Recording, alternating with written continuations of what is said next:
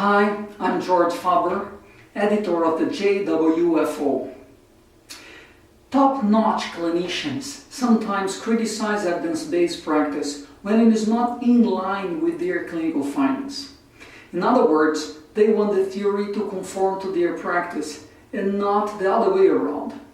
At conferences, I have often witnessed prestigious professionals publicly complain that their practice, which yielded excellent treatment results for the one or more specific cases presented at the show, are not validated by the evidence, and that this will demonstrate that the evidence is wrong.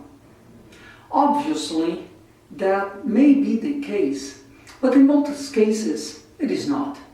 Furthermore, certain mistakes are often repeated. The first misconception has to do with the belief that an expert's opinion is evidence in and of itself. So if you have a randomized clinical trial on a given subject versus an opinion, the parties would be tied in a clash of ideas. That is not how it works. An expert's opinion carries weight when it's the best evidence available, when one has reached the last frontier of knowledge and no studies have ever addressed the issue. Once clinical papers have been published on the subject, one's opinion loses the status of best evidence available on the topic, and one embraces the concepts set out in a peer-reviewed article. The second mistake is to think that works of different levels are equal in quality and value. A case series is worth as much as a cohort study. If we were to follow that reasoning, we would have the evidence necessary to underpin health treatments of all sorts, from faith healing to the highest level of study design, criteria, and ethical conduct. Not all articles are alike, and a lot of noise represented by low-quality articles gets published. We need to improve the level of training of health professionals around the world so they can increasingly distinguish between good and bad. Therefore, knowledge of statistics, study design, and data interpretation need to be emphasized even in courses that focus on certifying specialists. In addition, quality continuing education needs to be encouraged, given that there is a direct relationship between consumer information and scientific literature.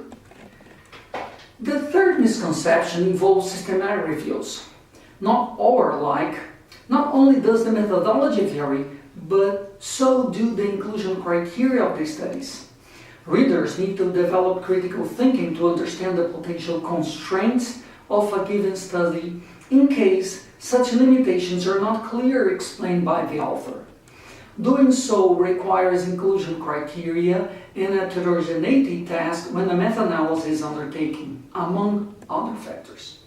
In summary, a systematic review is not a final word on a subject, not a dead end, and that brings us to the next point.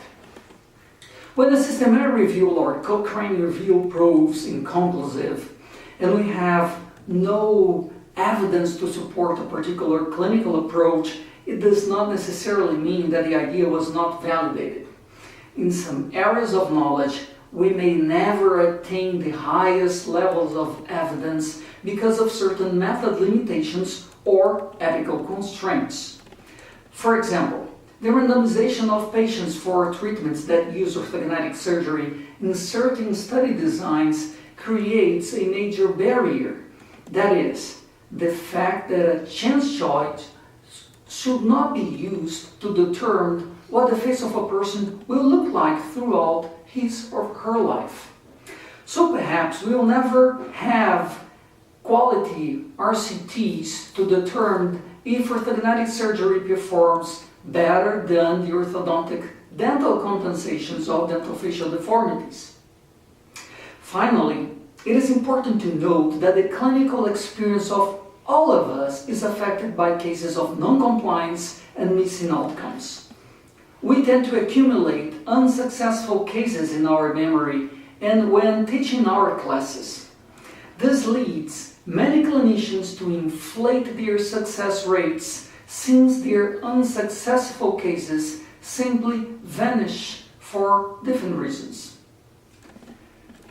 The frustration experienced by some people regarding the disagreement between the results they achieve and the actual evidence is understandable.